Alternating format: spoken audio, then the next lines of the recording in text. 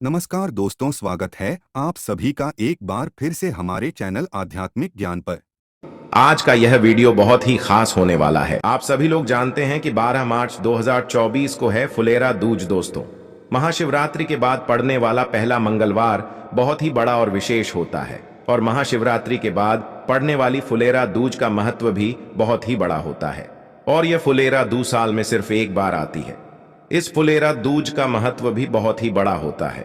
जो भी व्यक्ति महाशिवरात्रि के दिन भगवान शिव जी को प्रसन्न न कर पाया हो या महाशिवरात्रि के बाद पड़ने वाले जो फुलेरा दूज होता है, उस दिन एक ऐसा विशेष उपाय करके जो है अपनी मनोकामना को पूर्ण कर सकते हैं, जो कि वह महाशिवरात्रि के दिन नहीं कर पाए थे। फुलेरा दूज के दिन या तो फुलेरा दूज के दिन आप लोगों को क्या करना है कि एक 5 दीपक वाला उपाय जरूर करना है।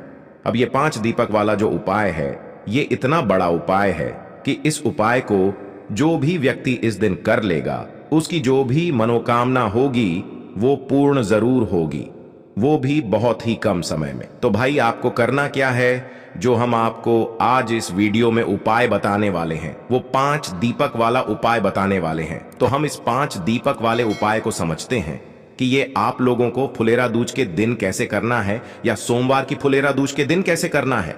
तो देखिए, ध्यान से सुनिए, ये दिन बार बार नहीं आते हैं। महाशिवरात्रि के दिन आप लोगों को बहुत बड़े मौके यहां पर मिल रहे हैं। तो करना क्या है? देखो, सबसे पहली चीज 5 दीपक वाला उपाय है।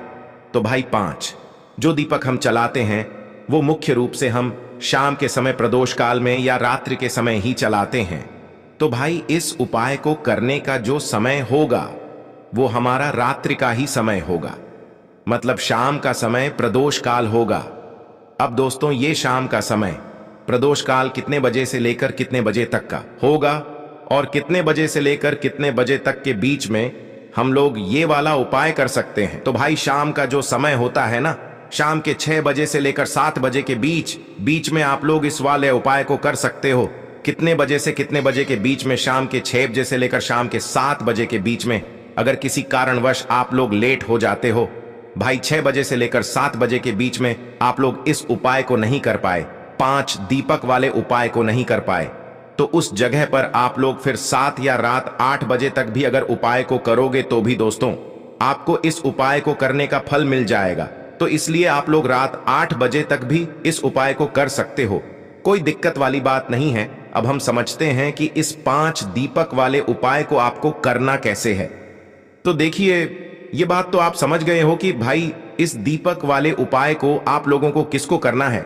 घर की जो बड़ी माताएं बहन होंगी, उनमें से कोई भी एक माता बहन को इस वाले उपाय को करना है। हाँ, अगर किसी कारणवश घर में कोई भी माता बहन उपस्थित नहीं है या किसी कारणवश वो ये उपाय नहीं कर पा रही हैं, तो फिर घर का कोई बड़ा व्यक्ति भी इस वाले उपाय को कर सकता है। तो दोस्तों, आपको करना क्या है? देखो, 5 दीपक वाला उपाय है तो सीधी सी बात है, 5 दीपक इसमें हमें तैयार करने पड़ेंगे। जो ये 5 दीपक वाला उपाय है, इसमें आप लोग शुद्धता का विशेष रूप से ध्यान रखिएगा, ठीक है? उपाय को करते समय शुद्ध रहिएगा और शुद्धता का ध्यान भी रखिएगा। देखिए, सुबह के समय तो आप स्नान कर ही लेंगे, पर शाम के समय आप लोग हाथ मुंह धो लीजिएगा। शाम के समय स्नान करने की जरूरत नहीं है। जब भी शाम के समय प्रदोष काल में आप उपाय करने वाले हो, आधे से 1 घंटे पहले आप उपाय की तैयारी को करना शुरू कर दीजिएगा, क्योंकि इस उपाय की तैयारी में आपको थोड़ा समय लगेगा। क्यों लगेगा? क्योंकि दोस्तों, जो 5 दीपक वाला उपाय है, इस 5 दीपक वाले उपाय में जो हम दीपक लेने वाले हैं, ये दीपक हम लोग आटे के लेने वाले हैं। जो 5 आटे के दीपक आप तैयार करोगे, इसके लिए आटा अलग से ही लोगे। उस आटे के अंदर कुछ भी नहीं डालोगे और उस आटे के अंदर पानी डालकर उसे गूंद लोगे। गूंदने के बाद उस आटे के 5 दीपक आप तैयार कर लोगे। कितने बड़े बड़े मीडियम साइज के, ना वो बड़े हो ज्यादा ना वो छोटे हो, ठीक है? मीडियम साइज के 5 दीपक तैयार कर लेना और इन 5 ईप को अपनी एक पूजन वाली थाली में या प्लेट में अच्छे से सजाकर जमा कर रख लेना, ठीक है? रखने के बाद दोस्तों, अब बात करते हैं इसके अंदर बत्ती कौन सी रखा आएगी। तो देखिए, भगवान शिव जी के उपायों में फुलेरा दूज के दिन या सोमवार के दिन आप लोगों को जो है इन 5 डड के अंदर गोल बत्ती रखनी है, क्योंकि हम भगवान शिव जी को प्रसन्न करने के लिए ही यह वाला उपाय कर रहे हैं। तो इन 5 दीपकों के अंदर एक एक गोल बत्ती यहां पर रखा जाएगी। ठीक है। एक एक गोल बत्ती रखने के बाद दोस्तों, जो गोल बत्ती आप लोग बना रहे हो वो कोशिश करना कि आप अपने घर में ही बनाओ, बाकी बाजार वाली भी रख सकते हो, ऐसी कोई दिक्कत वाली बात नहीं है। उसके बाद में पांचों दीपकों के अंदर एक एक आपने गोल बत्ती रख दी। अब इसके अंदर डालोगे क्या चीज? तो देखो यहां पर इन पांचों दीपकों के अंदर अगर आप सच में भगवान शिव जी को प्रसन्न करना चाहते हो तो शुद्ध देसी गाय का घी डालना, ठीक है ना। तो भैंस का घी डालना, ना बाजार का जो है मिलावटी घी डालना। देसी गाय का घी थोड़ा महंगा जरूर मिलेगा और थोड़ा ढूंढने में भी आपको परेशानी होगी, पर हां, इस देसी घी का फल भी हमें बहुत ही बड़ा होकर मिलता है।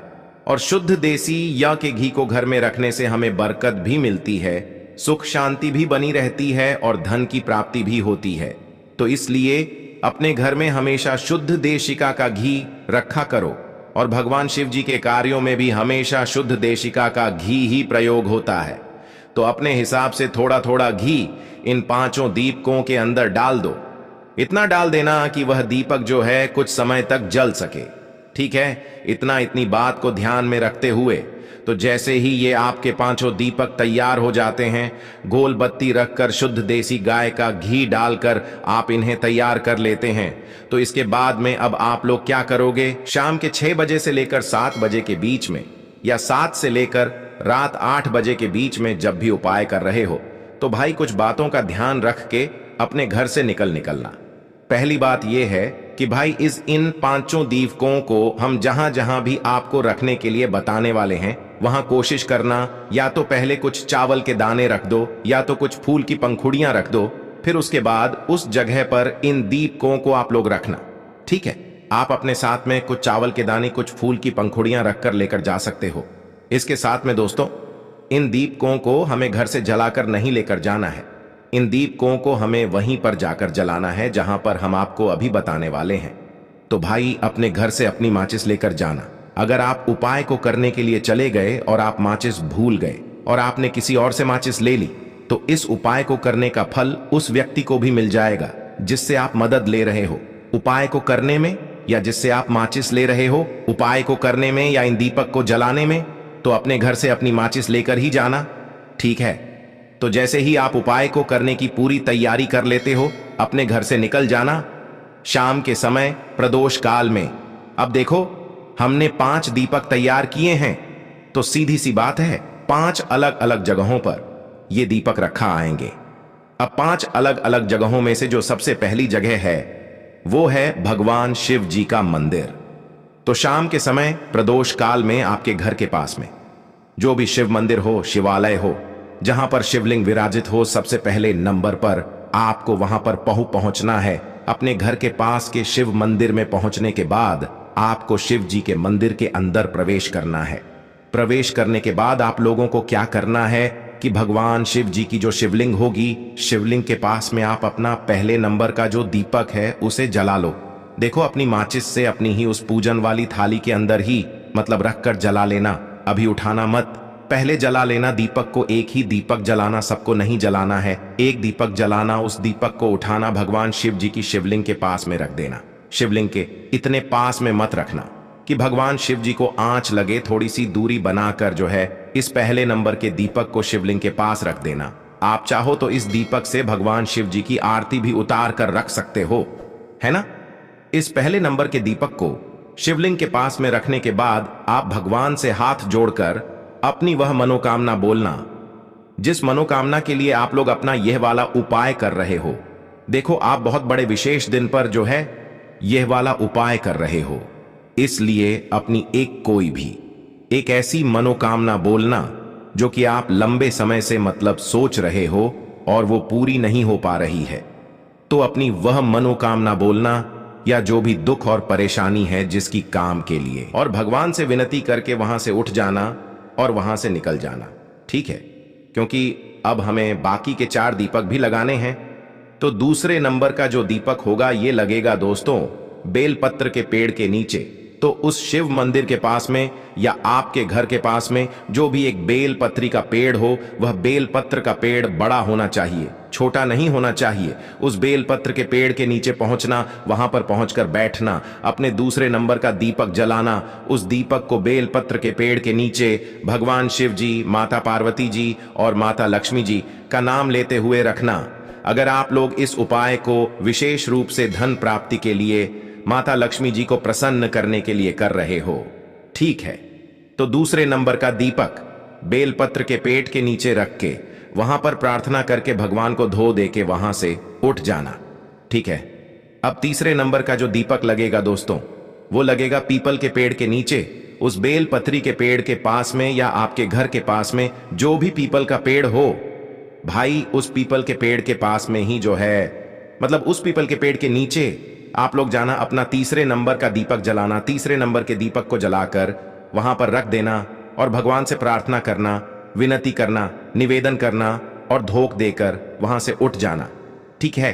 अब जो आप अपना चौथे नंबर का दीप जलाओगा, ये चौथे नंबर का दीपक आप लोग आंवले के पेड़ के नीचे लेकर जाओगे, ठीक है। आंवले के पेड़ के नीचे इस चौथे नंबर के दीपक को लेकर पहुंचना और वहां पर अपना ये दीपक जलाना। दीपक जलाने के बाद जो है आप इस दीपक को वहां पर रखना, भगवान से प्रार्थना करना, विनती करना, निवेदन करना और वहां से उठ जाना। अगर आंवले का पेड़ नहीं है तो शमी के पेड़ के नीचे के आप ये वाला दीपक रख सकते हो, है ना। उसके बाद में दोस्तों अब हमारे पास पांचवा और आखिरी नंबर का दीपक बचा हुआ है।